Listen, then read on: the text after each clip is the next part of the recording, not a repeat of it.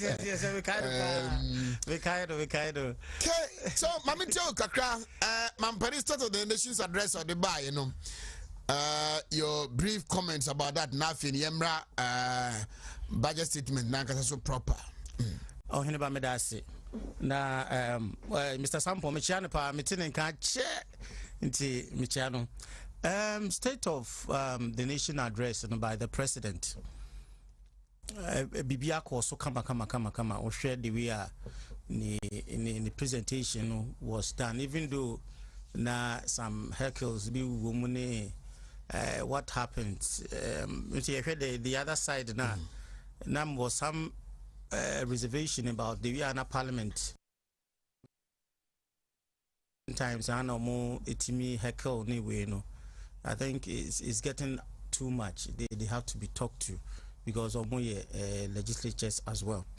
But looking at president presentation on the State of the Nation address, everything was on point based on areas now or looking at it, because idea constitutionally and also to me presented your, and this is the first time or presenting his second term as president. Now ocean the various areas now or look here, and I was expecting much more on the energy of which energy no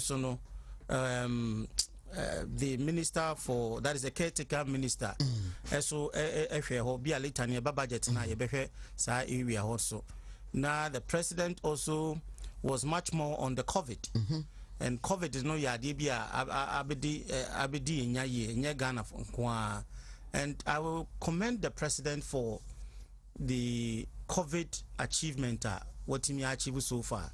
Sometimes no you maybe or shall be say more human thing, but what they compare, I think say Ghana and South Korea is one of the best countries that yet me manage it. I'm so what they compare with even the advanced countries now.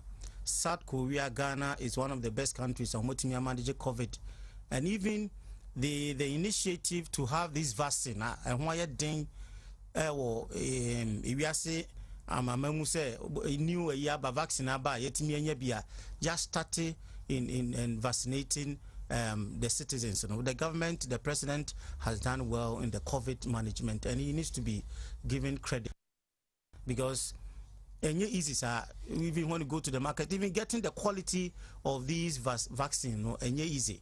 And to get that one within the shortest time, more than 200,000 people eaten. A bit me reduce the transmission of COVID. That is a yariano. Because of him, yariana be krepoyama yen development ye way of life, you know, is not being seen as the faster in terms of the water dano. And by this initiative, government share your health. Now it's me manage COVID, because now the number is also coming down, and it's a great achievement. It brought hope. Vaccination by the hope, but even class who will be crying who cry bibi will say, oh yeah, and bibi sano a boy papa, and the president needs to be commended. He believes say you never boy home because the economy is still not open. Certain areas be still ban on that is a war entertainment, you know. Yeah. Yes. Pubs, nightclubs, no. Beaches. Yes. Totally. And this microphone also a very critical for them. Len said the government has come up with 30% tax rebate for those people who budget here or they buy him. And I think it's a very good initiative.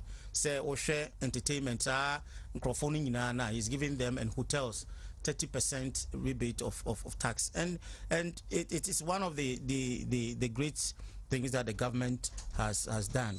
Also share the educational sector now. Probably it's one of the flagship of senior high, 1.2 million students SIA. And then I'm saying who's agree, and there's the double track has also been improved. And it's also one of the things that the government was it's our area and also, and you share health. Some people, you can complain, you are the but health-wise, there's an improvement. There's an improvement. Because OSHA and the initiative of having 100, that is 1111, that is what 100 111 agenda 111, yes, agenda 111 is also an initiative my health institution, and for COVID achievement, and if the health system and yes, so robust and because some people think say your health system but see a manage COVID.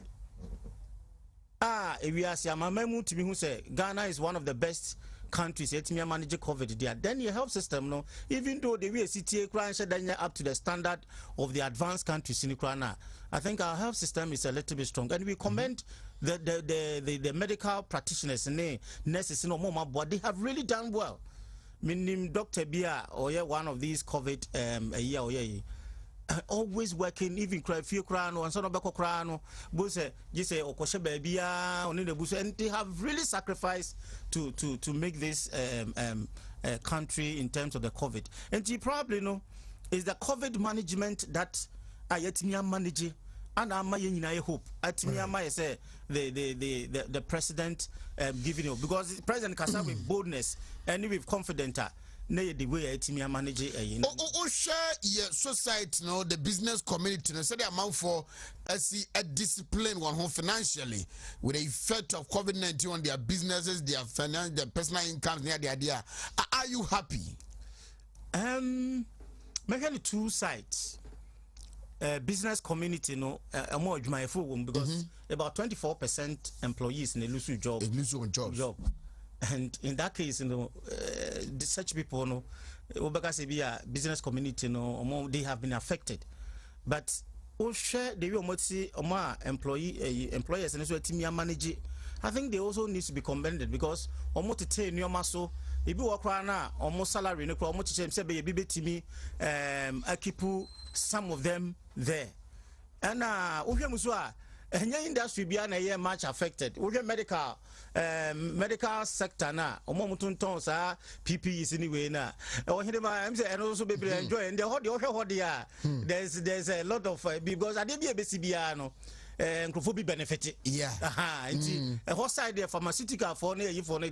I think there is a COVID in the moment. They really had a good time, but we share the other sectors now. Ohineba is very difficult.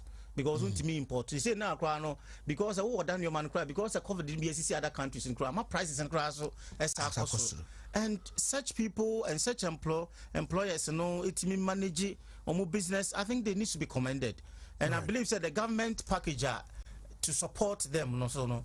And I'm say kind of that Bank of Ghana interest rate, you know, so about from 29 to 20%.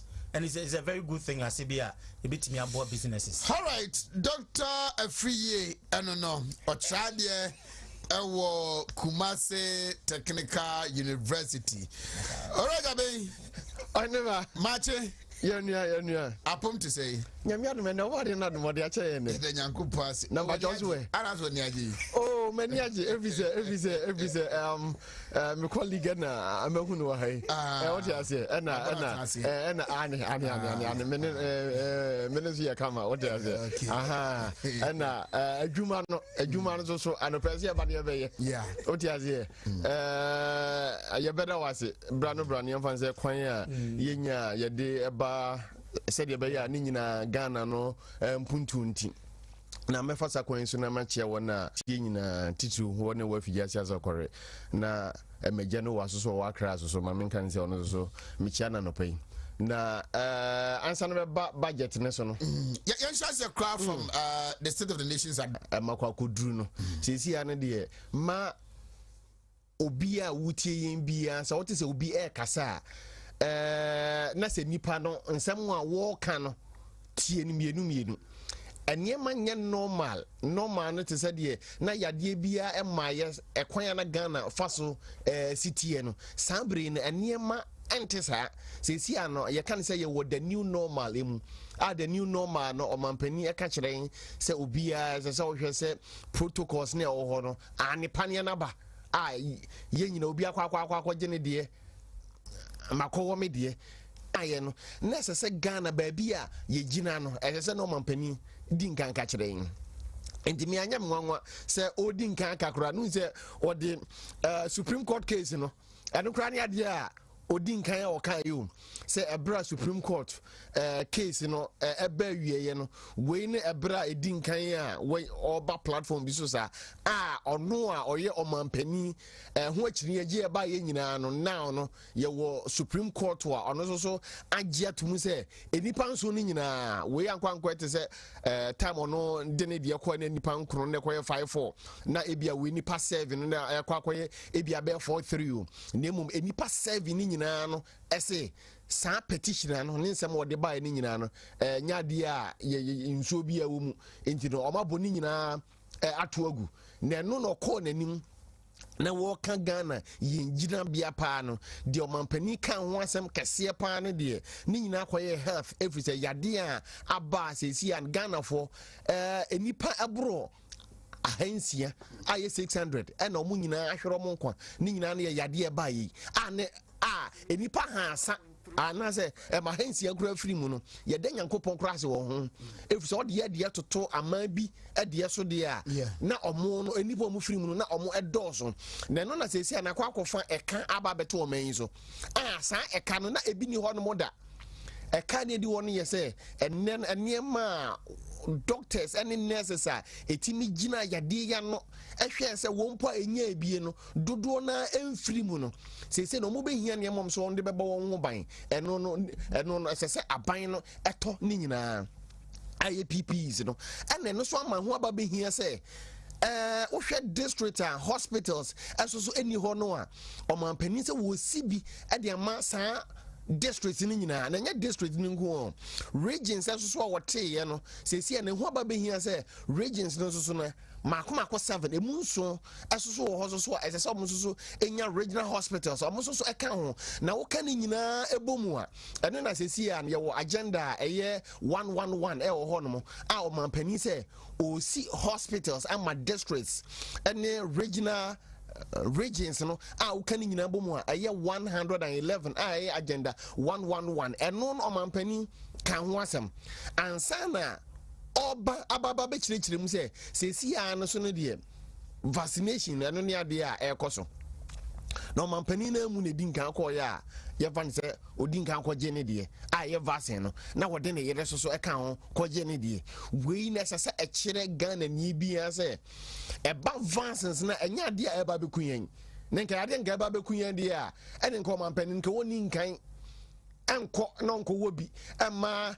ne yere so ego bi ɛma ɔmampani abɛdi akyire ɛnwɔ ɔno so ne yere nwɔ na titiriw a wɔn ma mu nyina ɔmo na ɔmo di nkan akɔ saa panie ɔmo pɛ sɛ ɔmo tu saa na mɔ ɔmampani di animu no ɔpɛ sɛ ɔtu saa na mɔ ɛma Ghana ni bi anya rehyɛ mu sɛ vaccines a aba a sɛsi a ne yɛwɔ no obiara mmɔmɔden sɛ ɔbɛkɔ no akɔ ne deɛ etimi sɛ no mewɔ me deɛ bɛɛ na wɔtwe a etwa mu no ensunsuanso sɛ deɛ yɛ manketoa no ɛwɔ a obenya ensunsuanso baako anamie no obi wɔ kora wonya bibia mi sɛ minya kakra ubo sɛ na akwakoye ɛte sɛ brɛ ɛda edi nkan na nwumere ne da ɛtɔ so miiri na nwumere no na akwakoye sɛ deɛ wayɛ adwuma na wabrɛ paa no ntine ɛma medae enti no 3 days ɛpa ho na mu sɛ asɛ me joint so asɛ me kotodwe baako ɛso so yɛ me ya ɛso ne ya me ka sɛ bibia ni hɔ no mo menya effect bia biem a o mampani kyerɛ sɛ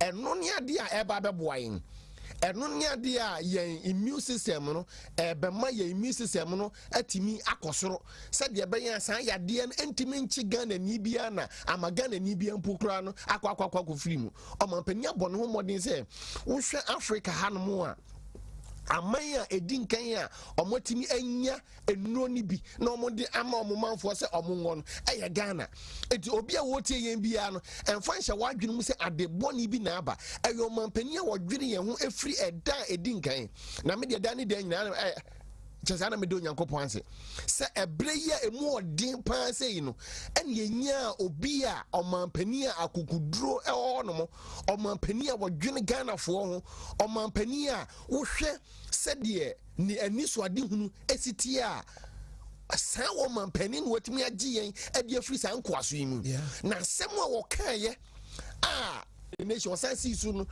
osansi su duane ye se eba economy hihya ye ba ya ye babato ye every NDC ho no na enye apratite nanso ye kro ya ne hihye ni yie ama Ghana timi agina nanam so enti eba economy ne dia minimi kwan ya ye befa so ye be hihye no na mum nipa mum ewudi a minime kwan ya nipa no metimi asante na bank mu biem na wo ka we dia kire Ghana fo nyina se economy ne pa se de na ho odin sitie no COVID-19 no na Mr. Kusibuafo no woka o maybe any one more COVID-19 no insusu a enya no we economy so no o maybe enya ne de na enya ketwa susu eye kese e di sambre no budget ya eba ye no eye budget ya e kire se ye sen asi oman no ebiem oman no eye dan a na adwiragu a se ye hyesi baby o mampani beto ye said the economy is it na wo hye nkakra policies and programs or the buy no and no na economy na chance say afedi etimi support expenditure then so say see an the expenditure no akosoro yen expenses akosoro because anyama bi won mo na ye mo a ye ho say yen fan say sa anyama ni nyina no ye de sika mebre sa ekohye ho wo hwe PPE a na ya moa ya wose dani dan nyina ya beto PPE say mebre e de ama the health sector eso na ho aba be hia say ese ye ni nyina entu hwe the budget ni mpo a omampani abomodin afa akonua say nyina bi so ape funds a ye de be yes anyama ntin about the state of the nation omampani di man ya okan sa anyama ni nyina de kire yen na interventions a wode ba ekwan ya baby a oman no akwakoduru ene kwan ya obe na omampani ebepese ode Ghana ebefa so na yatimi asan asore ade afiri baby a na yete no omampani di ni nyina atudwa na ohwe the doubting Thomases na ye wo nipa bi ni bi wo no mo a ebra ye wo mu no omo no de politics na no mu di akire oti ase senka ekoye ebra bi atwamu a enka Ghana nka ye de ye ho if so no mampani enya ni so adi hunu amaye say was Ghana beyond aid ne ka say Ghana beyond aid na no kire say se Ghana no ya so ya adwenbo Ghana no ye hia obia emoa ebie Ghana no yenya nkasa timi eye adwuma etimi enya yensika na yensika oman no enya no eno na ye de bababo ye ho bra enti se wo obi na de bebra ya obia no wo kiri fa wasempa kodo na mom no say obi amwa yen ye budget na se oman bi sofo amfa wom sika amba mbehemu a oman ni entimi nkoso no de oman pani no wo down vision ni ye say esese Ghana no ye beyond aid into waka ohwe one district one factory oka ho asem eno ye the vision a oba ye no wo say every district bia na say yetimi enya factory e ho no na eno no na beboa ama enyuma mebre eba no wohwa enipa ewo oman no mu a epenyuma ya titiri no nyina na ekogina mabunu so enti asase mabunu no etimi enya enyuma aye into one district one factory no saa ne agenda no okan ho asem na eno so na omampani ewo vision say obia benya adwuma aye ninti no omampani e ba ehwe mabunu titiri ode ade a ye fra ne damko no omampani e de aba ama na nemu hon mo ano yewo mabunu a omo awie school omo panyuma ye a omo enya bi enya no emu 100,000 atoyi wa omampani ama omo nyina enwuma se omunya se enwuma no omunye asesi ya na enhyehyeye aba sa wona eye omo na komu nyina no ohwe kwan se omo nyina esoso adwuma no ebetimi aye permanent aya permanent no trese enya fe no bi eba ba yi omo adi na emom no adwuma no manya omo ye no mbekọ so atena adwuma no mu na aban no akoso atua om ka ekosi se omo so na bia omo benya ebi omo mfie aduesia no mbekọ pension na pension omo ko ni nyina asusu emu no na ebi so eba na sesia no de avenues ho no mo emabunu no na sesia aye ahoma bi anaze mamiganze ababi na ababete bayere ahoma mu a sese ema bayere emo akese ni nyina ne yese eya mane akese na ato yen sese ama sese ane de oman no a omampani eda ya no wo hwe kwan ya obefo so a obetimi asasisi oman no ebiem and the critics are omampani ona debi omampani kasa ebia no mo pe omo find fault eme wo ho no mo kase o Ghana ye debt e car oman ne de no omampani eba be cancer wo state of the nation omampani amfa Ghana ye kanyina antu dwa no oba budget no mu a nem say den ya budget mu na sa Ghana ye debt na beba ye do budget ne so a ho no omampani ekan anase budget mu no omampani na yemfa say omo present nyina omo present on behalf of the president intino eba budget no mu so a wodi Ghana yeka no odi ni nyina so atodwa ho nti we kire say enya de a wodi bibia esie nti eba the state of the nation omampani de koto Ghana fo animu a na eyese de oman no esitie pepepe en wo kan de kire yen na ni ani so odi hunu so no na ebinum ka say o ka the state here and sasa wode ebia wo ani so ade hu dachi de o ka ho dachi de no ka ho efise wo state ye ka wo state ya ugina bia no eye miensa eye de atwam enra de enne de na ochina de eno na ye wo state no enti no dodo na ade aye no kura say ye kan dodo na ade a ebeye sesi a enra ene ne de na so asesa wo kire say akina ifri na e be ko kire ani say de be ya aye ni daso anama enipa nhyɛ no ho akonfo enipa wadi daso a won hyɛ no ho akonfo etu your mampani na wo ka the state of Ghana, the state of the nation na won kire yen ba bia wo do man ne kode a ene na oman no just any fan yegina ekire se mampani esoso eka se ya ko yanim no so no a yemfie nan ye da yanim no a eno no obetima kim short term within 1 year no say na Ghana eko enti no de na eye valid point say omampani ekire de atwam no wo kire se si ade na se wo kire se ye ko yanim so no say pepepe so na se obebu o me say mamene oro Charles apia kubi eni nkomomra me ba na afi ya bewram ewo the budget statement na nkasa so proper.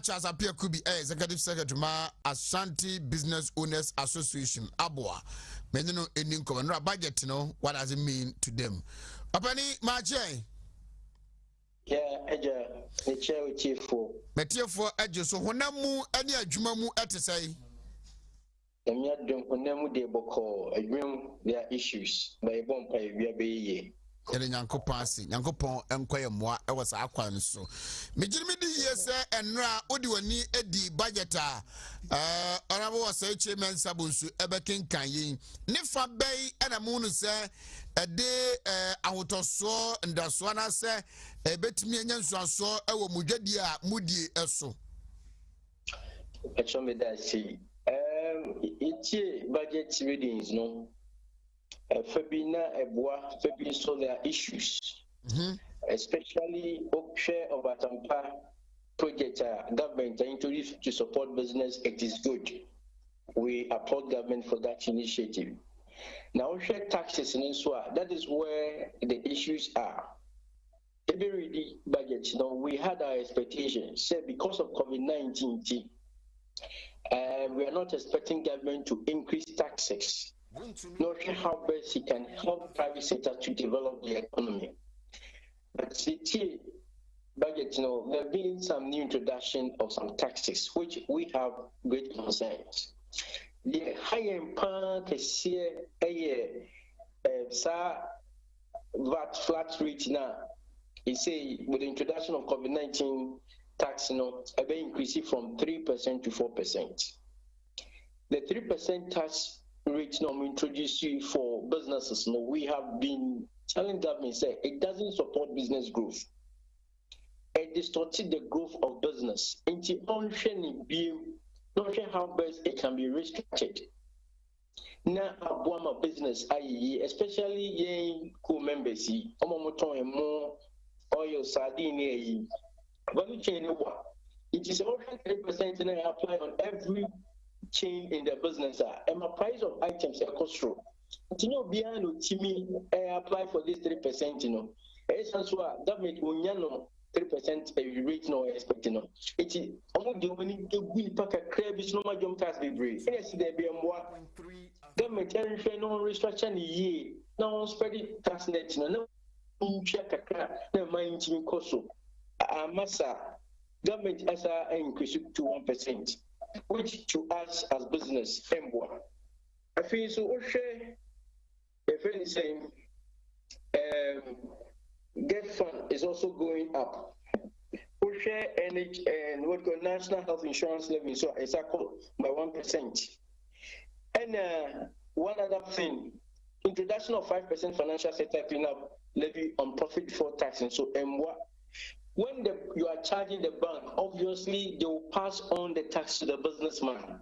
It's the COVID-19. People are not able to pay their loans. The banks are recording high interest, high default rates. They see maybe as a government every clinic sector. It is the government on what he can do to alleviate the plight of the businessman in Kumasi and in Ghana as a whole. Because the economy cannot be developed alone by government. It should be private sector-led development. What businesses now? Secret me security. My mind to me come. But if government takes from the system now, you suffocate the economy. Government bit be more taxes.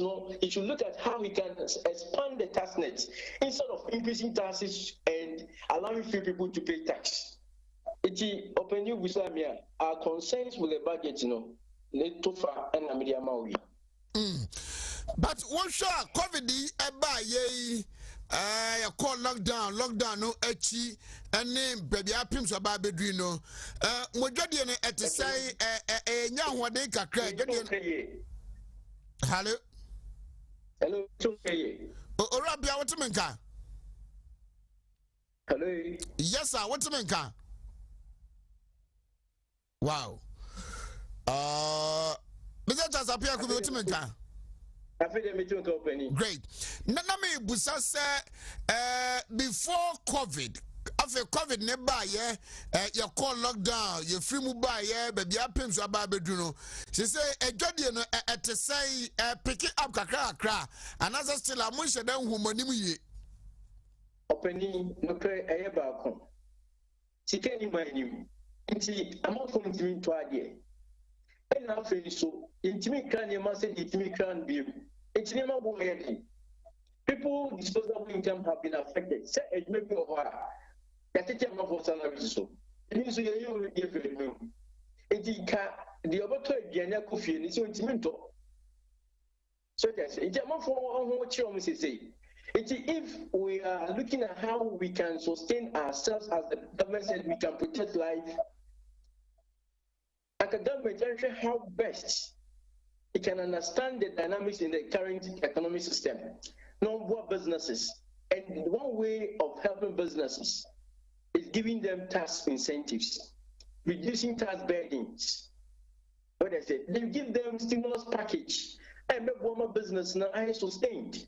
When the business gets sustained, they will apply the money back into the economy, and the government will make money. All right. Okay. Medasara papa ni medasa pa. Thank you very much. We did most of these discussions henceforth. All right, Gabe. Afe yanko budget statement and the fiscal policy no generally, Mama, share your impression. You are then we will limit ourselves to the economy.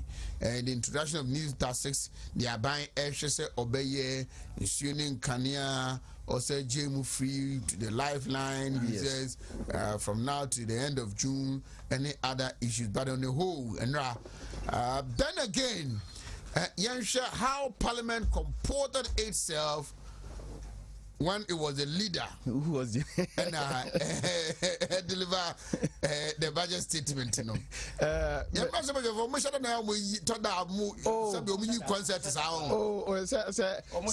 I know they are one of their own dear. Oh no, pampao. So now we are about Disney now over there. And then I just say, I got quite says here, they won't know.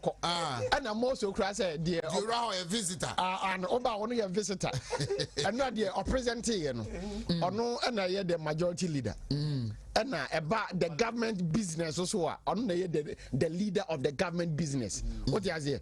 And the minister for the parliamentary affairs. It was or converting for the Nomkai or no institution and the Parliament now. Now, and question when I say or Mubusano. Nimdiani na honum so engine say ono present budget na a bit difficult say ono ye the leader of the house no na yan fan say the other MPs no e bia obe hekel no what you say na ono so no unze psychologically so no unze odinkan fire shot say woni microphone bi so a eba parliament a heckling na dey a just omo de omo no be heckles a na ze si agora wo kase ni wo say ba ko gra hwe nanim what you say honorable Osei Chairman Sabonsu yes Abraham Rashebe 3 hours yes 4 minutes yes and original honum ekasa ya church budget nimu say the sikwe neba na je say emunsem enyina yentie me da was na de impression impression me so happy the speed of presentation the fluency Mampenia to say he does it as if he has been doing it. Yes, and also it was expected. But you can say parliamentary. Enipa baako a waboa parliament na titi waboa Ghana party echinije bia ni hu say honorable Chairman Sabonsu echinije bia ni hu na eba ekwan a ofa so a yemfa say odini dwuma aye na ebinum kra susu say we lawyer nenso so onye lawyer nenso so adwuma no ane wanya ntoboase okọ parliament no wanya ntoboase asua adwuma no eyi ama eba delivery so there I know the oye gifted untimi enyi mfamfiri ni nzemu a we no ekire media me no we no ekwa ba besu se ebra na MPP ka we have the men no so we kura chese we are the first time ka crab kura oye no ana chese o mampani aka say it is as if say why no over and over again because na a flawless. It was a perfect one. Would deliver as I say the time's up. My Musa Dr. Free on presentation because remember issues now so but how did you see it? Oh honorable Chairman San we ademum. Anya dia wotaye ade bi anya wadwuma so de se wutimi ye na wutimi to reach some level bi a na eboa and even though I did not feel the heckling and how Ankabianka me I was expecting some come back I responded and how bit me Ginano and they said because one the man for but what to be fine no what to be fine because so be to be fine no you will be a Rolling Sky who bond up still China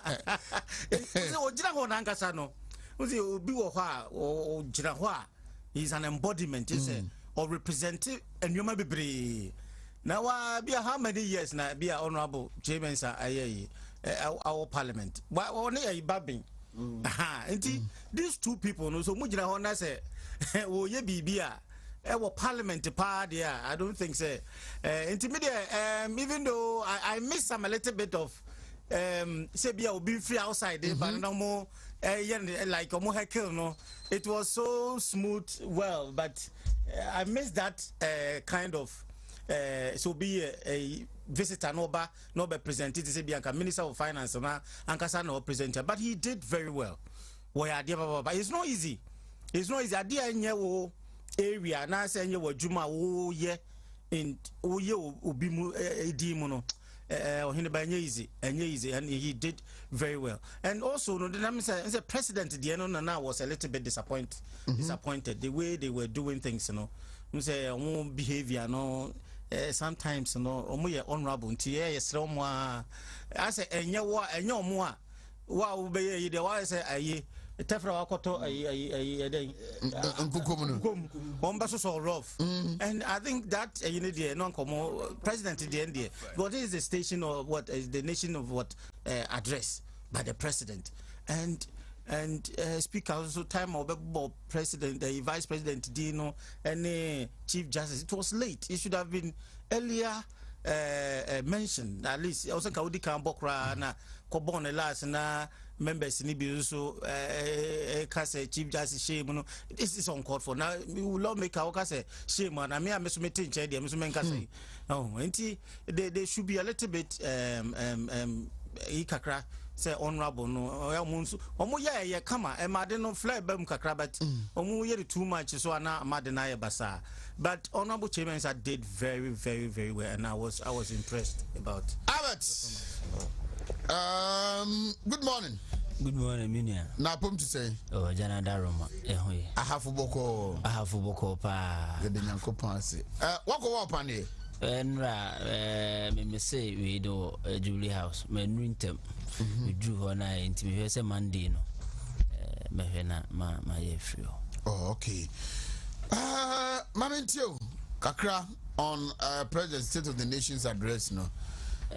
You know, me one Accra, but I wasn't really surprised with the spectacular performance Honorable Chairman Sabunsu the two done a deal of Parliamentary also no because how they any fear that idea I said Debbie done now within the Jument, you know.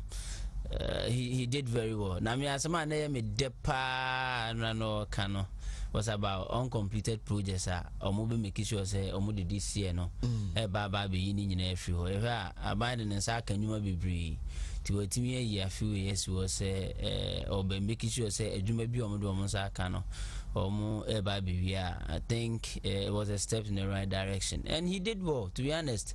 Oh, Sadako cry, I say, be but now I will be interviewer. We knew the BCI, but get out from who sees as a majority leader, Janka, over my points, and said the Haruna. Well, he did well, it showed the versatility in him, and I just say, something was we, and I was a projecting and call for night. Say, baby, I didn't be Sibiano or manager, Pana Brofonos. Yezu you see can normal when you say bonus lines kakra na say come on leader no Kaskin mamra Kaskin honum na good maintain kakra ansana yako enim Kaskin oineba mache menu amejo so oye I ma fe bia de din oko wo pane no me won Sunday last week Sunday experience never to say I think it's been good. Now minya a very mild reaction around 11 p.m. Now what they make a crab because me boy ne catch me say my num adia insua you know adia you know me do feel like me kofa sobolo chilled one kasa waso odin maso edin you can say me num para ma num para no it's a bad reaction here say but my wife so no pharmacy the hospital pharmacy so she knew what was happening. Now quickly go for parabreme. Me no me 10 minutes time everything was okay. But I think say me am show me lessons from my son day no. Say me no. What does he? As what they how many times have you lessons? Dabio, me say or hineba. Me no. And we are in a learning process. That is why today me no e bubo me no. Me kan was man go for so ati. Sa don mu anya dem ye ni. almost ko bi dia na say ne omo na epe bibi. But so far so good. Me wo no close to a week ne bibi anya me. It means say a safe. Ana menti say obi nso akwa aka say owo wie ye no. Exactly. The fears that for person thrown out into the public. No, I think it's a much I do about nothing. People are trying to create a storm out of a teacup. Messa Ghana for you now. Wa kwenya so be wono. Bomodin nekowo. Because they say yenye wo ye no menti so biewu and yenye is for our own good. And I saw the own okra undo ho a ojire omani other people who are omunti kowo. Na omunso omuni omunyoma so be wono. Uni adeni hwa de paka asempaka kindly shut up. Umia wano a eboa. Na at least yen try to be rich that head immunity no. Na nipa 20 million. The draw that's omu na wa. At least also be benefit. Na kasa do na emwa ni na suncha. State of the Nation's address. Before we come back to the budget statement. State of the Nation's address. Yeah, na personally metia ahwefo man mu earlier. President Ekoma State of the Nation address no. Now you move na no. There were things we were expecting. Now you perceive who the vision of President they tour for the next 4 years. Mostly say new government be here. Even though now doing second term ni, but it is a new government altogether. Say new government here. President Biya State of the Nation. They'll try say or ben so project man kofunya a fair idea how the 4 years no ebe looking like. Now from that perspective, I think the president did a good work. Utie ninsem kaimo magana me who say the last 4 years baby besi yenye. Say Ghana for 3 years consecutively. Now we are among the highest, like the countries are now growth at the highest in the world, the top 3. 2020 has been an exceptional year. Even in the analysis of growth and economic development in the world, no, 2020 will be an outlier. Obia no because or take statistics I say or take or an academic or that knowledge base or cause or analysis 2020 mumuno or they no mumbe the case. Obia him say exceptional circumstances. But what every economy, every country is trying to do now, they say Obia person share quite a bit more fast was see that part of growth as you. Abra vaccines, abra we how do we move forward? And that is a vision the president put out. Of all the things our president can, one thing I chain attention can say, how we are going to focus on industry. Because the industry and the private sector grow, and the economy get it back to the path of growth. What's the Obatampa project? That 100 billion cities, no. I think it's phenomenal. It is the biggest. It will be the single biggest push into industry. What I say? Offer a year, one district factory club, and you say get it that close, which I think is something very solid. Now Ghana for Yakuma any Adrian territory. Now you start engaging a association of Ghana industries. Good to need those industry players. No, you know how they can make the best out of this facility. Government people are asking questions. Now 100 billion the crown or better crown 100 billion. You say you can find a two or anybody table so new. But there are plans, financial models. Which may you see they're raising 100 billion no, within the shortest possible time. In the medium to long term, no. Tier plan be top one thing from the trade ministry. Now how we are hoping to utilize 100 billion, no. Anyhow we are hoping to raise that money. Then we can get into serious analysis. But I think the vision is solid. And the vision for the next 4 years, as the president communicated it, no. For example, 111. That hospital say Baba Bisino. And another solid thing. Me believe it say every Ghanaian deserves to get the best of health services. You just to say your health system no that lapses. And COVID-19 so be revealing so many things within our health system. Say and the say your health system no what we aspire to get to our there is more room for improvement. And in that light, not a present can say every district, every region, need a hospital, no SACB. To county 111. It is also going to be the single biggest investment in health infrastructure. And all these things are part of Niama Abain Adrian who say, oh yeah, but Buama Ghana, yes, see a crime parcel to growth. I think for the State of the Nation address, Nidia, minim dia, but just say, Obi, just say, we are bonsam. And I just say, we are paying for, but now because the president can, you know, and your papa.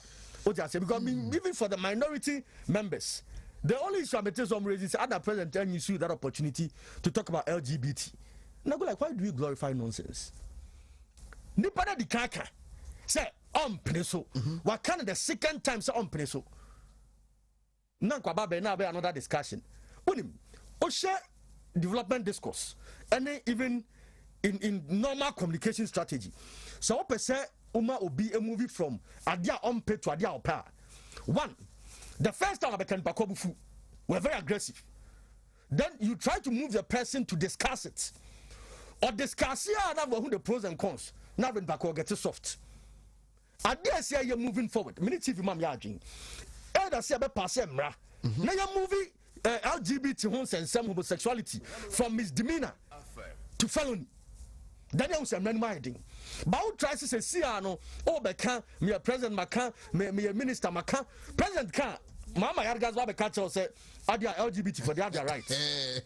Then it pushes the argument to go on and on. Nanipa auntie and have the wati. Then people will start to read about it. People will start to research about it. Oh, the US folk raja to me and say, Papa, raja to me say, Papa. And you know our mindset. So you get them to achieve their goal. So why would anybody be pushing say young try say that discussion? Said the right thing to do is to pass a law. I be making sure I didn't be outlaw no cry. And these are things I think say now as Ghanaians no we should have moving forward. Dr. Samuel Afriye, mamra ho nafi yenko budget no so straight. Oh, here, but medasi. We will say, "Oti die na ufa ne say." Medasi pa, medasi. Ejabe de bi nua ba ko pe no. Say fijasi on. Fijasi. Fijasi Mugabe. Na yeah, me nipa ba ko so say Senior Martin. And so I aspire for youth. Yeah, Martin, I'm so now I made the mayor bias because if baby I'm wanty and the mayor bias into a drew honor Ubia Momodena or Montumano, Senior Martin, Michel, and a pay. Or about the American digitization. Say, young youth now, your war system now. Yeah, but I think digitization is one of the best policy this government I think say we all have to embrace.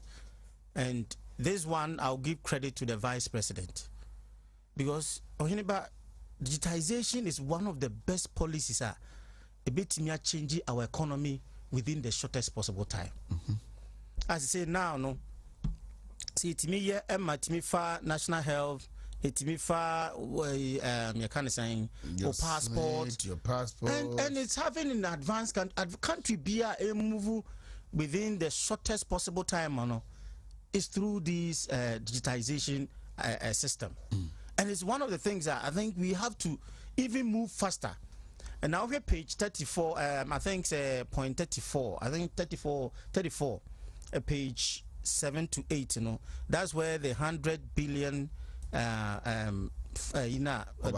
Batampa way, no. I think some of them will go to that area, no, very, very well. And I think we have to invest more. Because why digitization will remove corruption, it will reduce it. Because corruption happens when there's a lot of people involved in activity be a no. Se nipa no dosu wo mu a me be am pass me J passport. Yes, just a ultra letter ba. Odi koma we and also a court district. If you district a court region, if you are a and I'll do also just a would be more be and sunny be adena contem. But if I didn't online, my fairly online, material on digitally, within be a 2 weeks or whatever, the system will make everything possible. Digitization, we to call other countries that is even cashless system. A car bebo sika printing when na uko krobiswa who is calculator idea names yes, because they think say now I'm saying 1 or 2 be but when you use your phone, you use any other system electronically the business and it's one of the best because it took baby even plane ticket train BB no you do it what online digitally.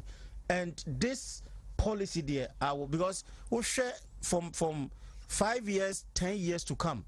And then electronic if we're able to start now, within the next 5 to 10 years, you see our economy changing within the shortest possible time.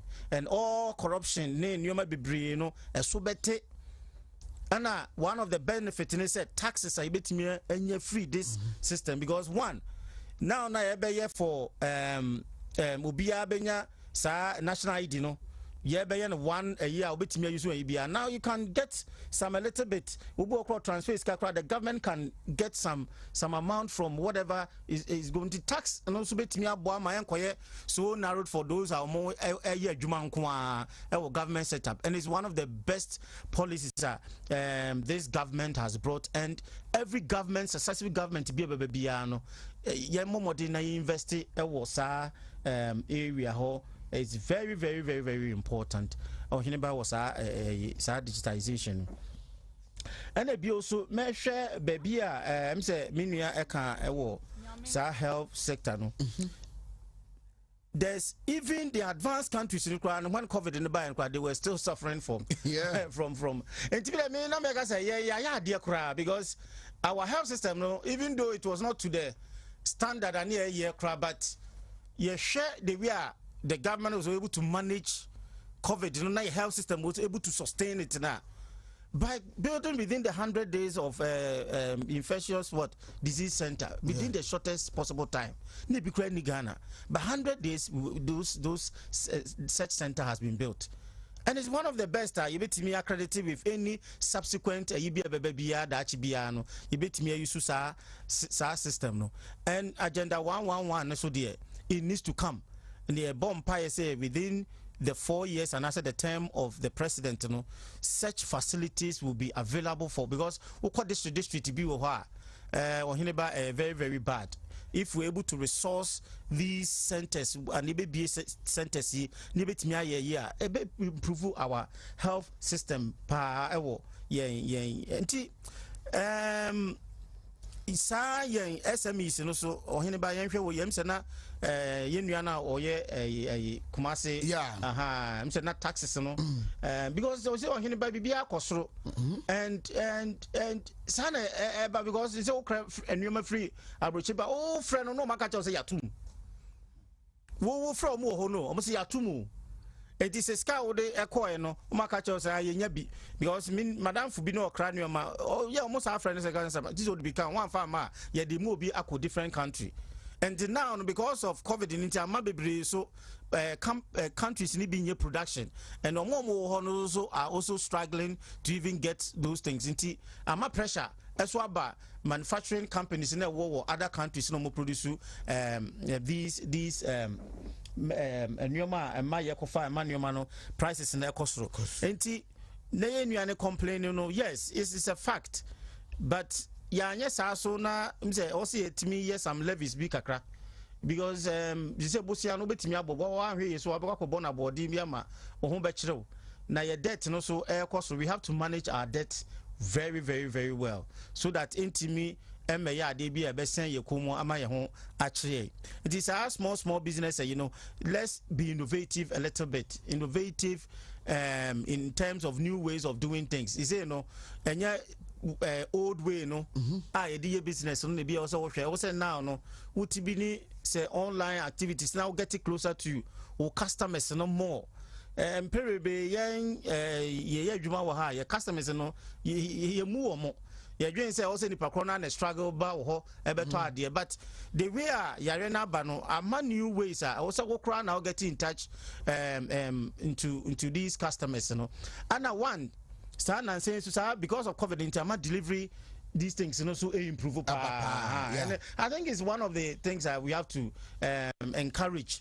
Will be a person investing or our delivery way it's who took on baby who don't go anywhere how down there bro bibi kakra no so and also create a lot of employment for people within in the area has fancy be anka score her omo in charge of this area and so here bibi or any bible say wa frɛ obaji we come me beji we come away mame within the entire areas and then and no nipa ko no woni moto anasa woni car bi crazy wa because ubenya list no na say list no da you just call the person and then the person will come and pick and it improve convenience ma obi atimi a little bit okay nti ohini ba we are na be kana budget no de it has a lot and I believe say yen Ghana for yen support aban no aban bia ba we have to support the government of the day sebe ya because yen bibia ba yen ka say we free her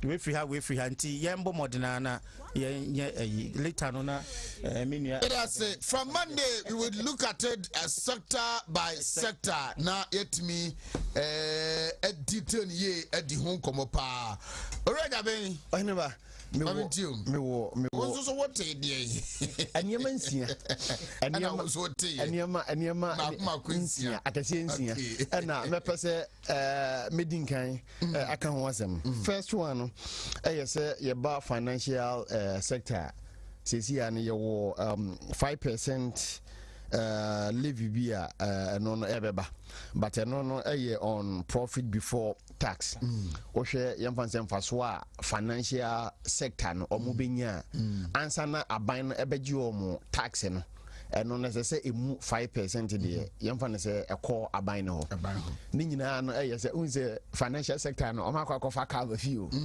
omakwa ka ba fi NJP na Ghana for yensika kokeka financial institutions bebre honomo ama ban no ebamu be say Ghana Bank of Ghana edano na say Bank of Ghana ama institution be license say onfanye ji nkrofo sika na obi a wodi ni sika akwa akoto ni nyina na say Bank of Ghana ama sa ekuo ni license onfanye sika de sa bank ni ntimi nka say wagu na nipa wodi ni sika akoto ho na ahye dabi nti o mampani say obi a usika da bank bia no betua de amomo a ebesi na minim se dodo na se ka omode a akakakra omososo omonsanka omode na esese aban de ono afu eye economy na esese otimi manage ni yi enti financial sector no eka aban na bo omo ho no sese no so ehwe kwan bi so a obefa so obenya sika ni bi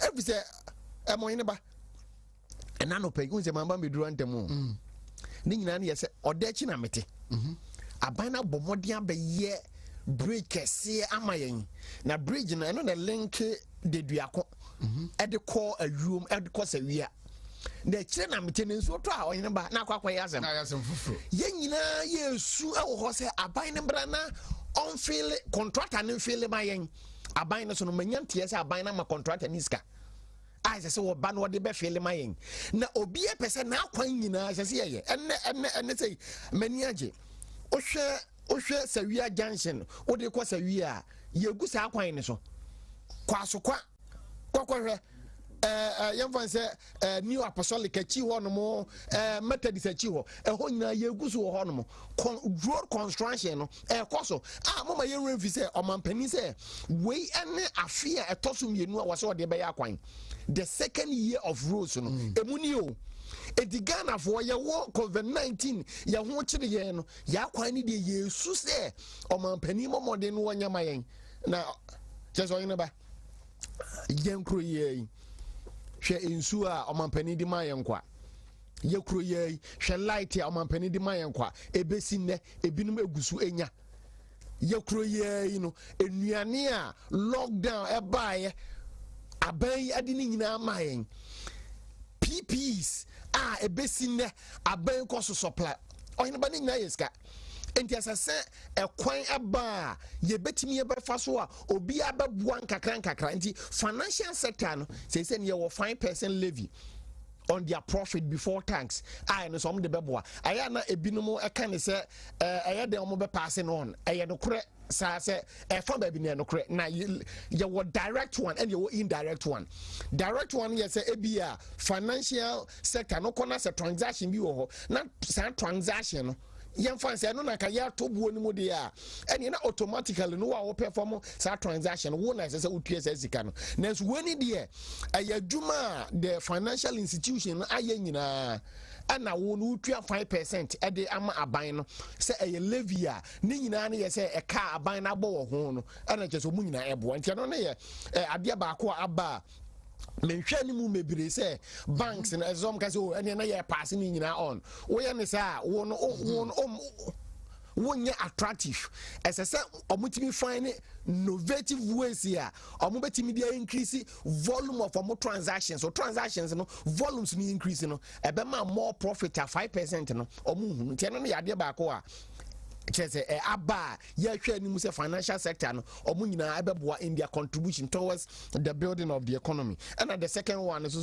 say road tolls ebe kosoro rotos yina ye mobile ye say because and it will be increased every year. Yes, and every year said ye be ya o hwe sika ye tua for roto na o hwe Ghana had ye no wo fon pay yi roto no ye de den roto no eno no na ya kwan ye de ya kwan edi said ye edi no kra kire wo no ye tola wa wonam kwan no so na wutua na wutua so a ye de say sika no bi so ye akwan no has over the years has it taken care of our roads? All because you say share amount to yetua and road construction and whole canoa me no near mismatch enti kakra na yetua no kakra na we say eye no eye pothole patching, road signs, road markings near the day now say abeye extremely difficult to drive here, especially in the night. And road sign street lights are hold up is a udru baby virtually you are left in your own. Why? And untina yen no. So what you want from Mudiana say, or increase neighbor, utua then you can now hold the person say, now no make sure say Miss Median, Miss Akana, make run the men caught that point to cry. How would you see few meters before you get to the toe boot? And acquire nam to grab the bedroom. But the point in here say, yes, so yet to me, because on your hands and sanitary dia, Obiazuntia. Advanced countries in taxes. Now taxes and the a woman here say, so what you are taxing, not your word in DDR. And you're not cause say as a sort of complaint because the people who treat the command on or this kind of corruption cases, no, who say. Week by week na esi na so aban we mu de na nya sanete wo jisika no ye nyina ye ni tuade aban ni sika na eye etu ban ya kwan a obie ni won mo betima kan kire me say aban anya kwan na ono so wo hunu akwan a aban we eye ye nyina ye demand say rose no ye rose no na o mampani oh onyankopon hira o one ma akwanya ewo kumase asphalt pa ya gunu wa hanomo san afi atwa mu no na san afi we ni yesa atwa ni mu se de akoso a in fact nya ban we ya na nka menim se na me feel se yetimi de be 2 months eye kwan bia na part of one of Jesus Christ miracles no ye ni because ya kokwan ho se ya now what naturally you give yourself years. Yes. So now no ya yanin tam says what to me for baby.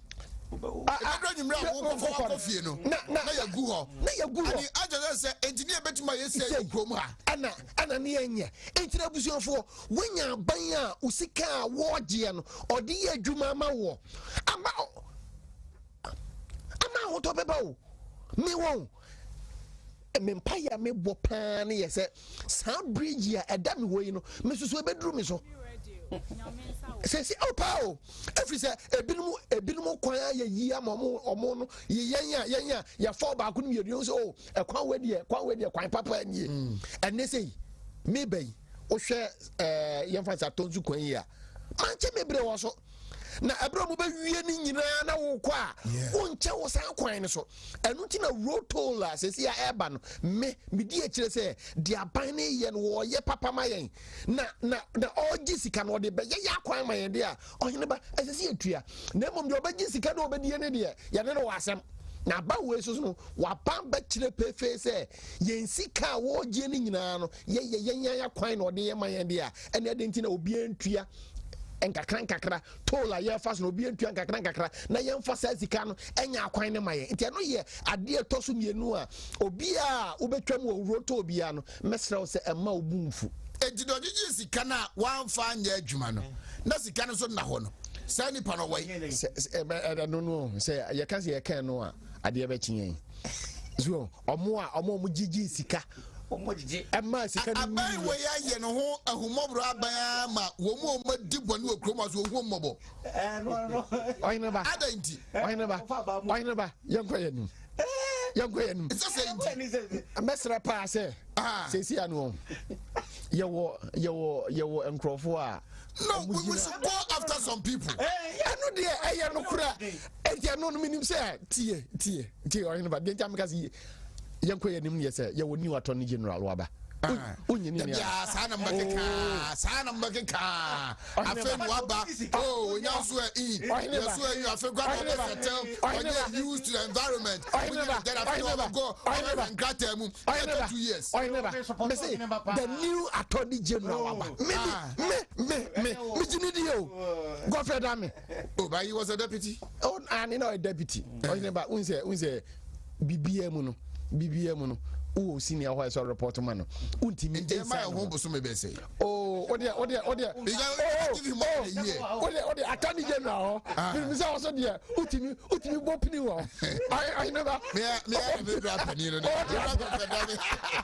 me say obaya me ejinu rotolius me say omo a obi a wo case bia so say answer ne there me say attorney general abane there Godfred abane me jini dia minim say obe chance ye prosecution no ni nyina be koso ma Ghana for hu say unya akwanya privilege na akwanya position bit na and say Ghana ni no o ma ne wra ho sa a position of service na nye se sika aba no na sika no na wo de be ye wa no personal matters there be ento mo a o ma di Ghana ska bia no me no ka be me the person can now no many of them if they have been called say omumra na mbe account for sika bia form sase a enka Ghana fo nyina chesenka bed na it is better late than never enti me yantwa ni mu say eye late kura edan ya cheso hine ba ebi bebem enti roto ye de toso mienu na yakwa de toso mien sanzo so no ye wo ohwe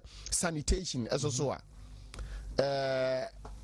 kromu a entie se sia no aban no ahwe hu se ya anfo sika so ankwa ankwhye ho no mo na ye niema ye tutugu basa ye ngates ye asie ya akwan hu nyina bola ye ho ma no se ya momodin ba bia ye tue bola agu no ya momodin an chance ye se ye sese ni nyina oman no yade a eba ye yi no apa be kan yade aka nyina ahye wo enso so san yade no ni nyina no agusu a ho enti se den ho be hia se yen sanitation so no aban no se oba be hwe se de be ya sanitation no eso ebeko yi na aban no ye de sika kwhye ho no ye Ghana vo no so ye momodin se yen se yen su ene yen ban se ade a ye new development ya ha me pa ne ye o se abobo ye ya aban no ebinum de omo de sesa bola ho na sa osesa bola ni wi a ode beko baabi a ye to bola na nkasa egu na ode akwa akoguo no ohene banya sa no mo ye no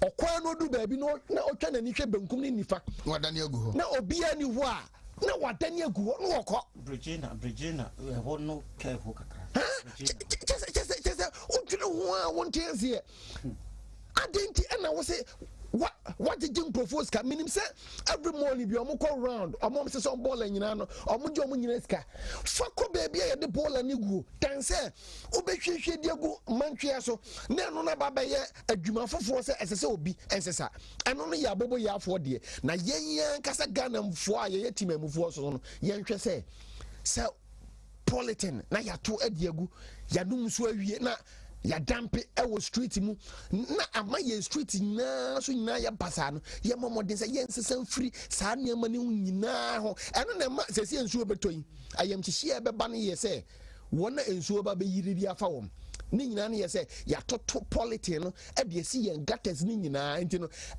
ensuo kwan ye se afa so no se nya kwan no enko biem aye choked ɛno na ɛba bɛyiri de afa yɛn a aban no de aba sɛ sɛsia no deɛ clean up no yɛmmɔ mmɔden sɛ saa clean up no yɛn nyinaa yɛde yɛn ho bɛhyɛm na yɛn assembly members any place biya organization biya no yɛmmɔ mmɔden sɛ yɛyɛ aso so yɛn organize clean ups na yɛmfa clean yɛn pɔtam enti saa sanitation issue no ɛno so ɛwɔ hɔ nom ansa na wohwɛ national health insurance levy so a first na yɛ 2.5%.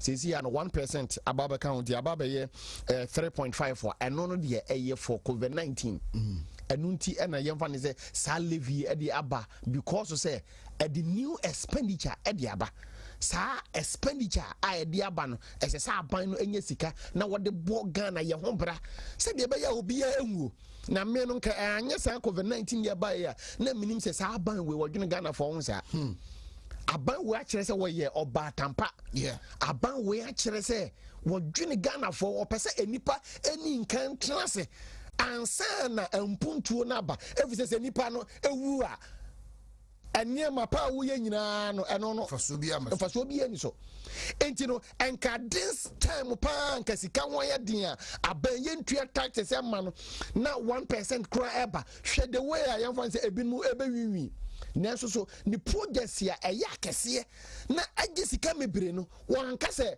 oyi ne sɛ gyafiri bi mu o wohwɛ SHS asɛsi ebinom ewura mu yi a ɔmo tɔ so enum ɛna sɛsɛ ɔmo ewura mu yi aban no hyɛ naa no free SHS no ɛkɔ so ɛne yɛn ɛna ɛteɛ na wɔn ne ba na me ne awofo bi edi nkɔmɔ na obi sɛ sɛsɛ kura free SHS wɔ hɔ yi me koto yɛmfa sɛ now no trunk de sɛ ɔmo ntɔ trunk bi yɛmfa sɛ school bi a minimum de ɔmo ntɔ trunk ɔmo tɔ this suitcase bi ɛne troubles na ɛho nneɛma a ɔmo de ama school bi di mehwɛ na yɛ 40 prospectus as option 40 na ɔkɔ edwom baeɛ no wɔsi 2000 ɔde kɔɔ yɛ no ne nyinaa asa na sɛsi a ne deɛ ne ho kyerɛ no na mo sɛ na mpacho school fees zo tu asen no so I don't get na do adawroma school fees ni wo senka wo tua do so aka ho ana busa sentinka o tua school fees na ka ho ya no so nko ba ni den no se ne nka school nka ya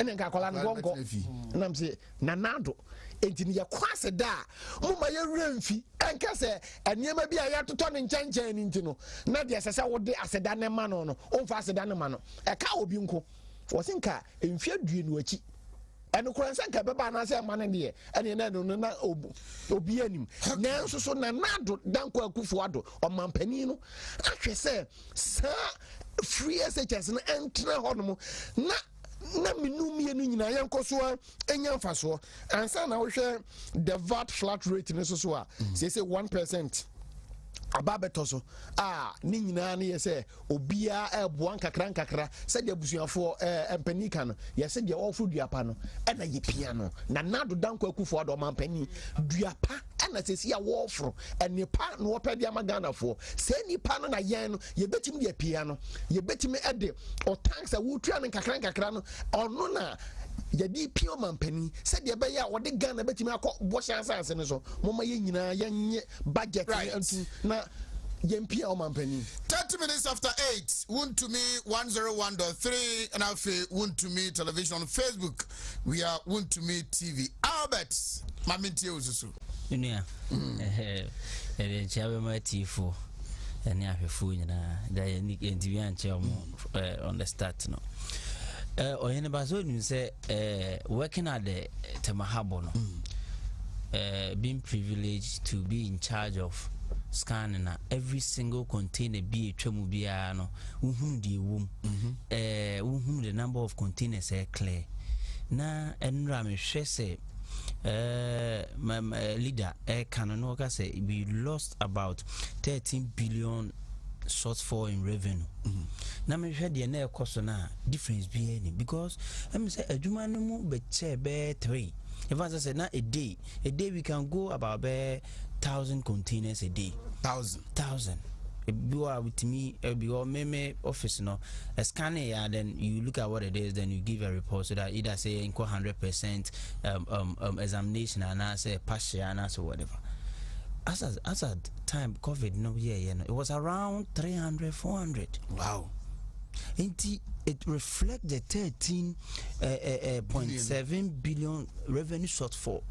No, so I who some buy and say there was unexpected and unavoidable 11.9 billion Ghana cedis expenditure. And I was a buying a Mickey.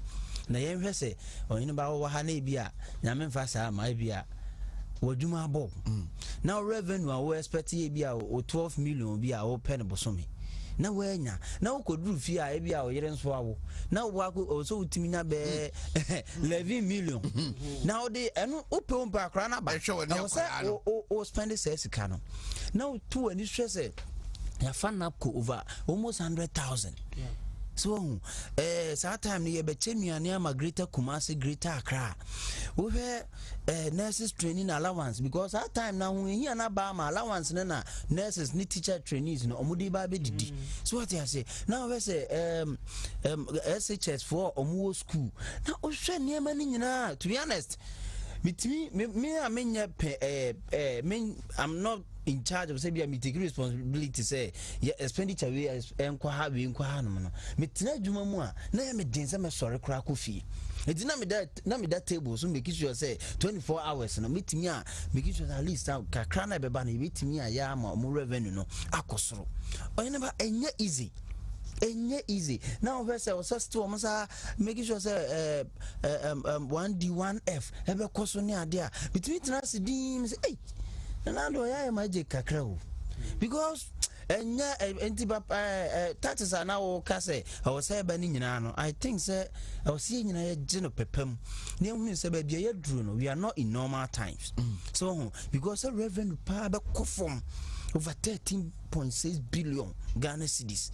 Now so was I spending about 11.7 billion Ghana cedis there. I was so over here now I think going forward yen really behind Nanado. So His Excellency need to push you on my Nanado ama we a young politician now by Bayer Diama Wukrumha. Enra Honorable Majority Leader or Kasano. Then he still reinstated say president is putting things in place to make sure say on the 4 promises I will make here during NPP or campaign launch I will keep custom in the midst of all this student loan or so mobile. So just your Ghana card. Yes. You can access a student loan. Rent and also more fresh rent allowance.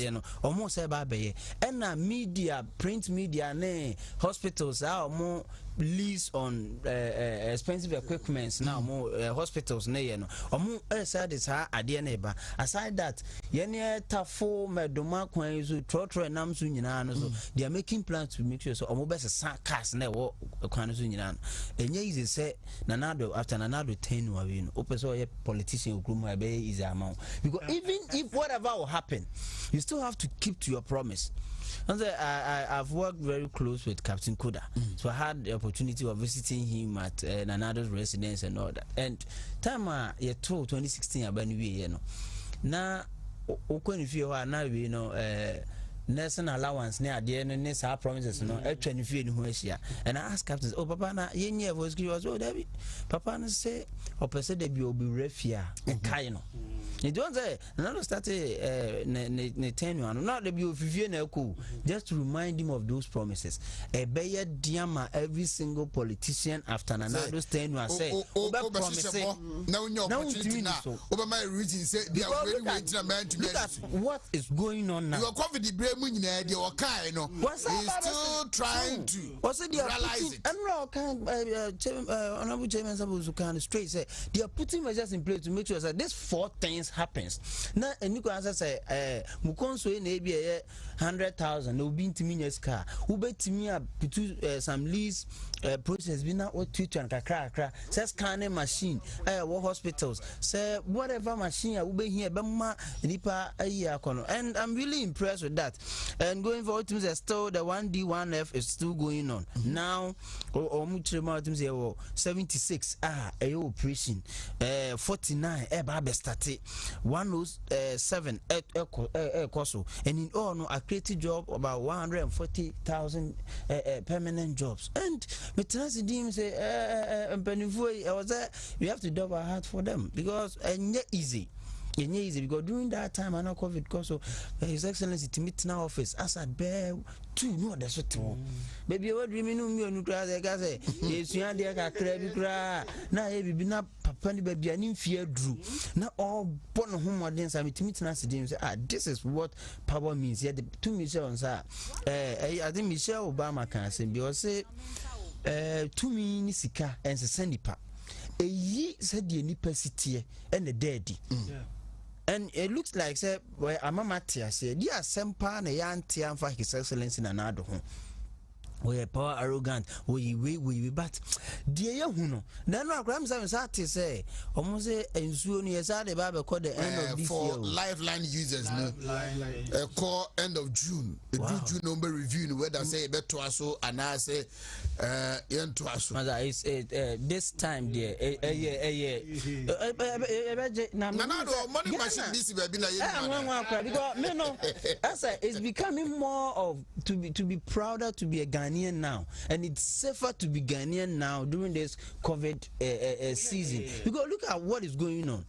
Share a bit to say US now compare UK money are there. Now if measures are impending for they are going in place. There was an article on I think almost near toss to two I say those who have been South Korea and Ghana, and it looks like it makes of the COVID, and it makes you more proud. I say what to me and also and I have need the mean to me kuku and food share planting for food.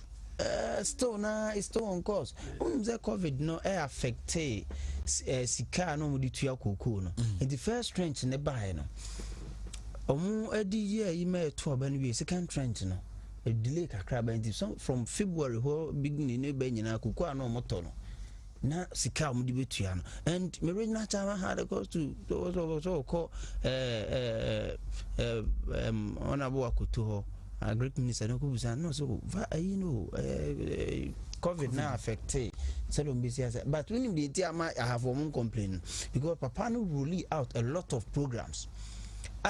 Seven say me na me cocoa farmer and I me want my bed 10 it me dim cocoa scar and I me be ma obi aye you know say o mo mu ye pollination o mo mu ye pruning o mo mu twa cocoa no ma say dua enti ebia in the family of ebia 10 anka bo bia he papa no say ne cocoa scar no say cocoa scar no enya ma de but mienu ebia gi pollination ebia 500 Ghana so ho ebi do cocoa na say ebi ye pruning ebi ye mass spraying ti ama achicha ma impact na nkasa no do you think say cocoa for na di cocoa scar me kan me nya cocoa scholarship me papa twa body na de ko che obi wo me de na ba passport me na ati abno ko bi nya bi shirawo de na ni koko book na me de ko no mo ma the passbook no mo ma scholarship na me fail e ne eja boadu ne ko yima na me fa crazy wo mo na boa me na me papa twa body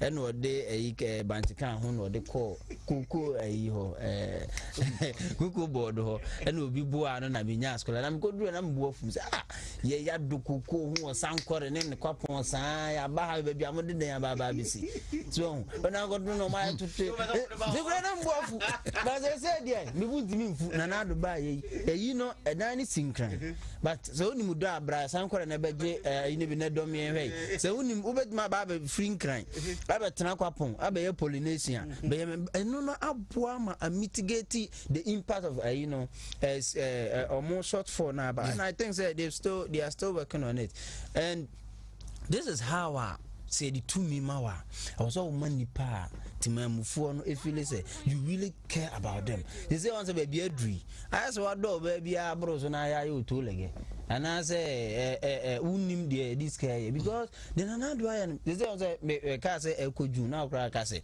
oh there be we dey be ya bro so obi ti baby otu he fa pa brochi man be and even say or rent or mudi ni week ni ade na pandemic we aka say ya hold on kakra ye dey light ache light is very expensive because I remember say one president 10 before say nanado bebe na light a chain rent na will be the light ni nyina echew because they are for almost be 1 year jadi so it makes you fear I say ama obedin bia the abba form kakra ntino I think say in all no yenhwe na eja ye nyina ye moa na levies na me nua pani kan no ye nyina yenhwe the best way because it's not easy. It's not easy, and still they still have to meet the expectations and all that. And I think I will see a boy near Timinko. Kasken, whenever bra, only my brother Moody wrote to home common. Magic me drink quite say could be some said Dana MPP are buying better year. Oko a year modern Ghana online story be on my air dated 10th March 2017. Title no Bad Rules. Government collateralized road fund for 1.5 billion loan. Now read this story now. The PSH we can't just the first 2 paragraphs. Or say motorists may have to endure the poor state of our roads a little longer because funds accruing to the road fund are being used to service a loan. According to the Deputy Road and Highway Minister Anthony Kabu, the ministry is unable to assess the fund as a result of a decision of the previous administration to use it as collateral for a 1.5 billion loan it contracted from United Bank of Africa last year. Story dated 2017. The last year is 2016. It's ansana NDC buying be free. You ever talk about impono in 2016. Omude say road to na yutiano. Equal collateral. Edgy a loan of 1.5 billion Ghana cedis. I actually turned within a period of 10 years. Enti much road to no. Mut a toma say kima na say about 70% or 80% bank nati. Yes, you know. A dubuza say road to no. Now na dey adwuma. Ubuza say we no, baby I want no. Uni bank UBA yedi loan eka. Abio, I think the ministry Ministry of Finance, Ministry of Roads and Highways, they've been putting brains to work. Because other jurisdictions are they be na buying a sign Fiscal so the kwa Abreka say banking sector reform. Na banks wide na bi muntiase. Sabeni about 35 or something big banks. Almost says I know was roughly around 96 billion. But social banks bear 23 penna. Almost says no in excess of that. About 5 times that amount. Other jurisdictions are sort of making bank with me who a coin we or some coin way there.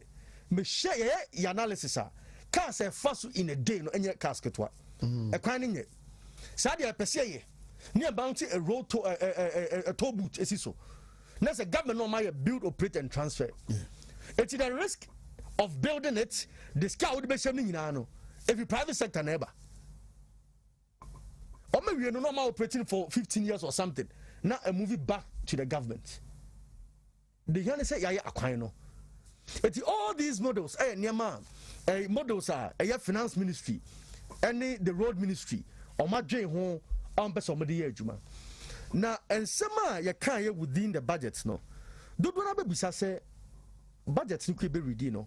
What is supposed to be the foundation, the thrust of the budget, the import of the budget.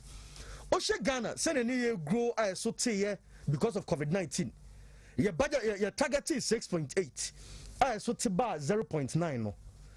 The year he nani say best see a kind that then move to growth. It's budgets no. Utie budget things na all kanyina. Obon to fa. The best say nani say. Sa Ghana best sin that dem. Na sa planting for food and jobs because so. Na say ya kwan ya penny benya. Hospitals na ya penny benya. Na nyuma ya penny benya. ye did say budget way is the right way to go. Now share some na ye kanu ebia. For example, about health sector, projects you on my koso ban say be koso ide akoso. Be say Koforidua Regional Hospital ekoso akoso.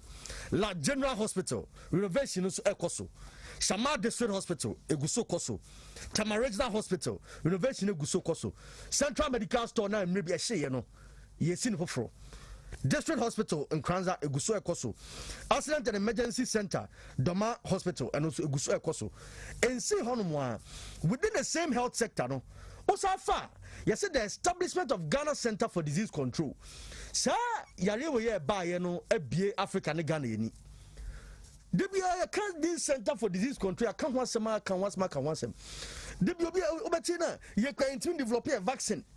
The point is say center no kwa the best study no can any ho. For a very long time we've not been thinking. Yeah.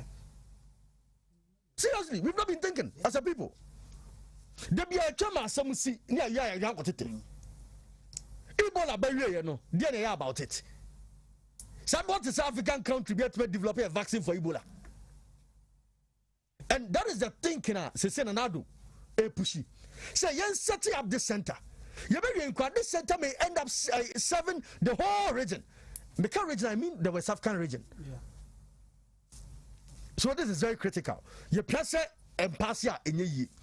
Ebio, the establishment of 4 new drone centers. Because you can't say about this drone delivery service. Mene aya imani for boss Frank Kujonya a heated argument. And I realize say think tanks be na MTO. Na make my experience from British Columbia as a policy student who said na Canada 4% or more tried the delivery of some non-kitty and some of these emergency staff with drones. So now who be there? Okay, don't go can there be now drone no be drone bet him na hospital. I'm like this is a whack logic. It's not drones against or drones versus ambulances. I mean be a complementary. Almost support to make sure say we deliver a comprehensive health system. Say UK4 and so as that he deliver money be with drones. Yeah. It's in the report that Ghana is the first country to distribute vaccines with drones. Yeah. And these are the things you say think tanks be sorry no more cassette here. Say you are saying down said it's a good thing to do. A buy centers not setting up no or the 4 new ones ever become home. It means that we are not a noni been to me corner. Says snake a friend say syrups in this animal a bit to me corner.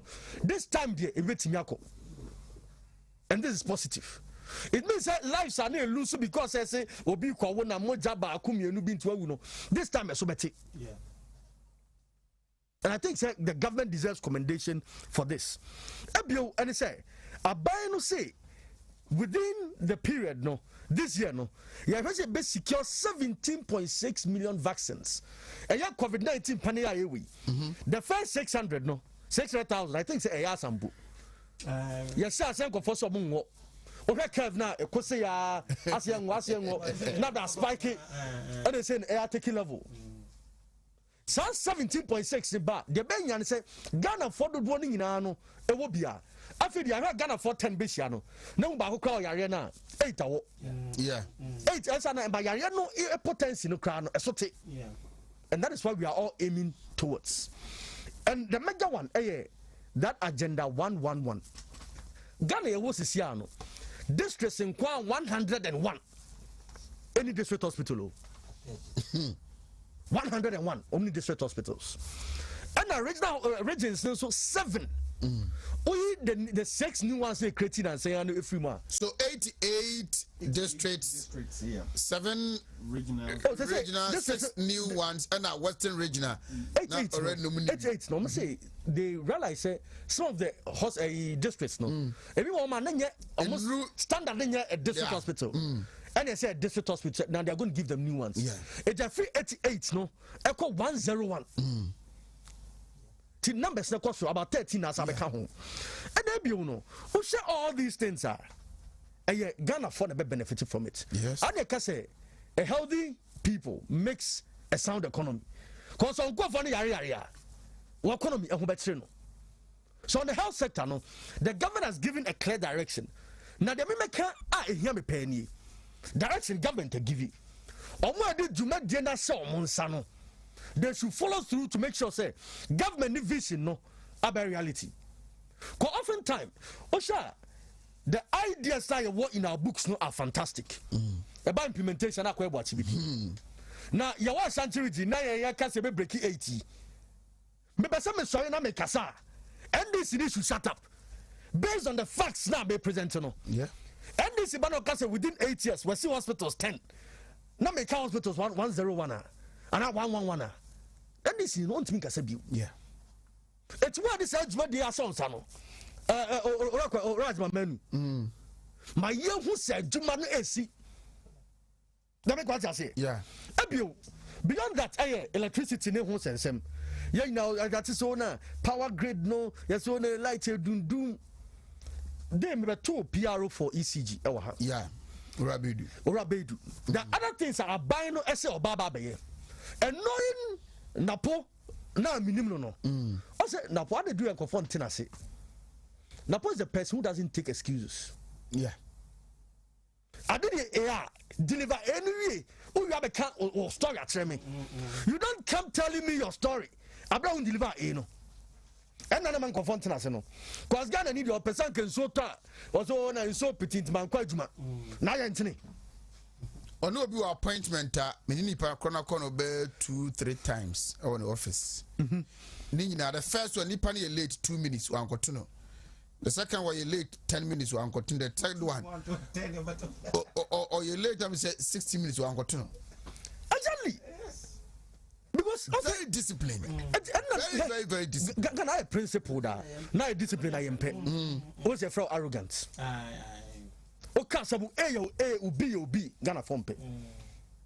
By bedroom baby no, with time people will look back and go like, wow, indeed you delivered.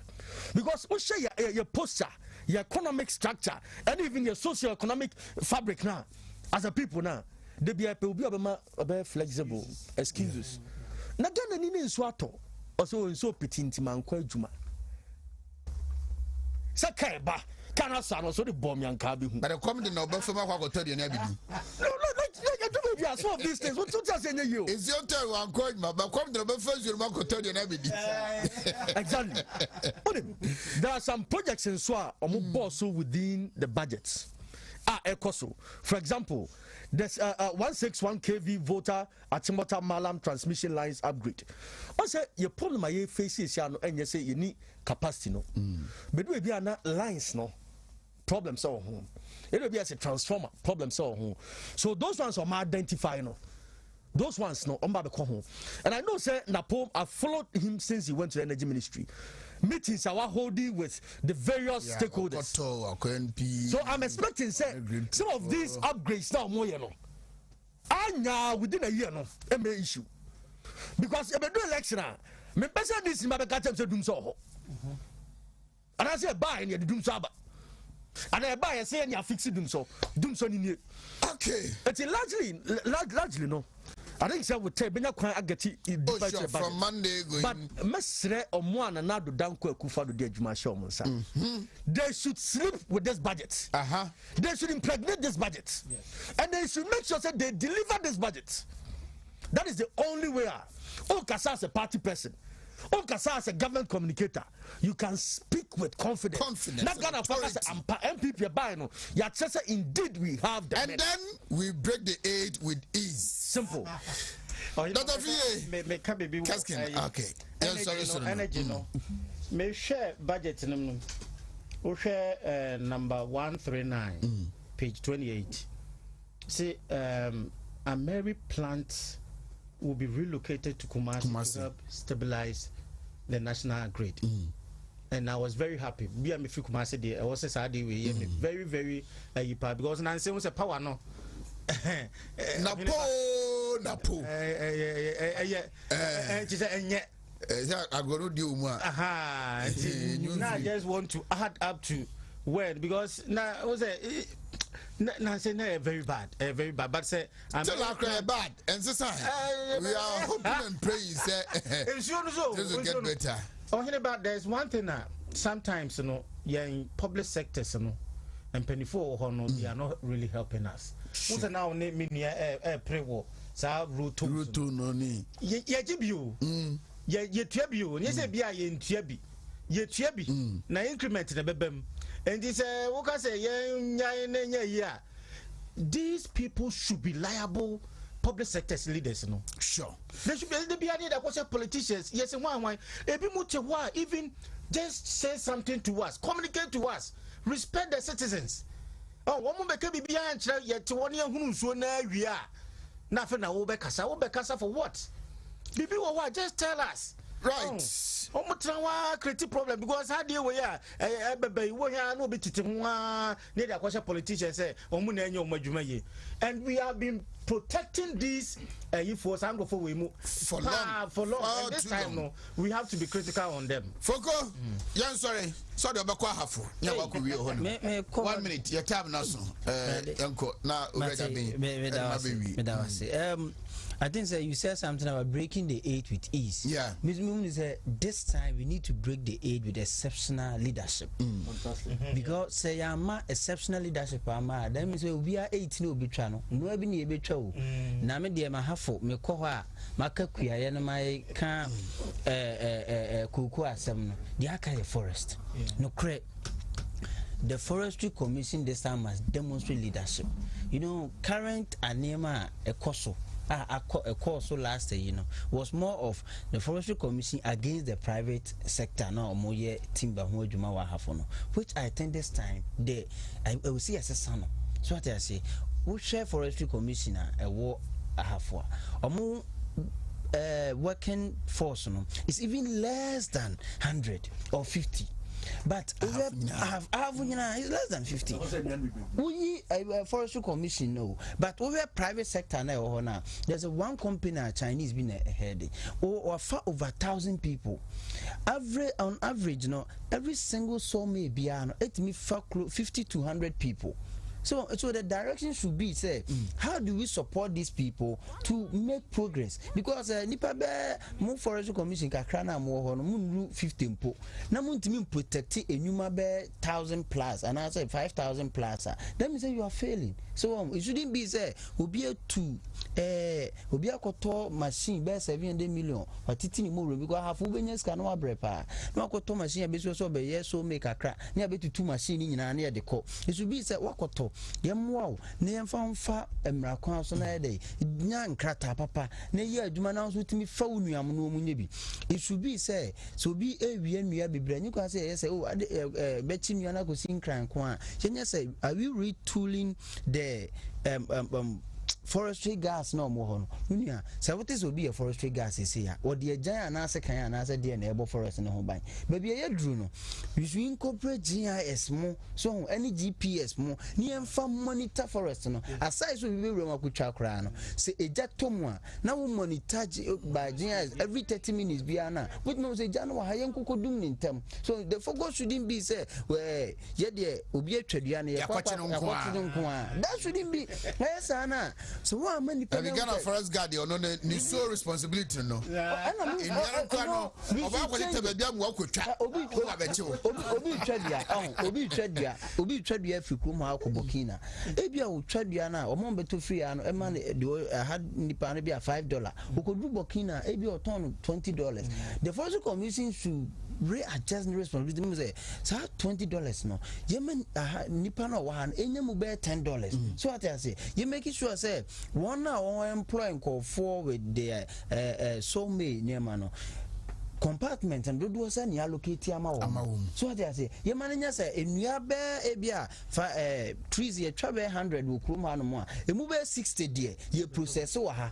Adia yen we adia a prononia kunyama ama we are pronosa value chain no a bit create a lot of employment plywood near there. You see, that should be the focus. Yemo moon say ya take Forestry Commission no. Say yeah, the baba bois forest. Yeah,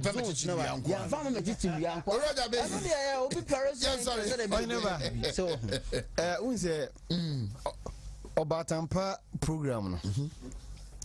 The yam de wo ho pa ne ye ohwe paragraph 34 omampani ani so ade hunu afa de mate ase pa o sesi na wiase o men kan 34 na menhwe na afa de mahu di nti omampani se wo ye adwuma mebrebe sa no na de waka no huni wo se the Obatampa program is inspired by His Excellency President Nana Addo Akufo-Addo's conviction that what our forebearers dreamt of, we will achieve if we inherit dreams and vision from our founding fathers.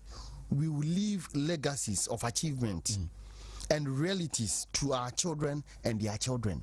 The person what can you say? Daye so a ye nananom eso daye wona Ghana no mo je Ghana si wo mo daye so ba bi on person mo de Ghana emekokodu no yen na sa bere aba bedu yen so say ye momodin say ye mani nyina abem na say ye bomodin amani nyina abem di a ye beja eniema a eya kese a ye de ebekan yen e de ama yen ma ene yen nanano enti obia o Ghana sabre bia no weni ade omampani e kan de akere yen say ye wo wona aso daye kese de ama yen sombi na yen na sese ye hu adwuma na ye koduru ho yen sorry yenko yominia yakoi no asma meka che Ghana fo nyina ne say oye ade na ade ne ye na de akoma pata akiri na de gide te boy dey friend bright upon ya ko so hwehwe bright aso onimi number on frame oh okay any bright wa wasumwa so ana bright on frame it would go for in baso na say as a nyame do man bi o just say mischief ne ya doso o for in baso suban emwa o just say na yenuanom so a meka ma de ma menye appeal bi ma yenuanom ebi on say region mu there are foot soldiers because who be wo enkran merehoi. There are people Ashanti region, no Ashanti region. No. They did their work. Oh, baby, for 1 million people for. What's me call me a catch will be open position. I will be say at the honor say I will feel it more. But yeah, no Ashanti region. We are equally qualified in Ashanti region. Some of us are even more qualified than some people in the crowd. Young can't be brave, Mr. And paying for so do baby now more appointments, some will share or more cry. There are foot soldiers in Ashanti region who killed themselves for the region to make that 1.79 million votes. Right. And they equally deserve your attention and your support. Young fans here, so Maka several times, Namesaka. And the American Messias, we mere Makumas was na maker. Edi metitibebri, me say it will be an injustice to the MPP party faithfuls. Say edi amete atapokudi engineer atapoku for keme no, it will be an injustice to the NPP faithfuls in the region. Adwuma no obetumi aye. Nanso so ni new dia o de be no, there are many of such people in the NPP. That appointments should come from the party people. Mediamaka and the Bia Mekoswaka. Namia Duma Monday Arapa Yebesha Nedinkomo. Wood to me nationwide sports is up next. Good morning. Wood to me.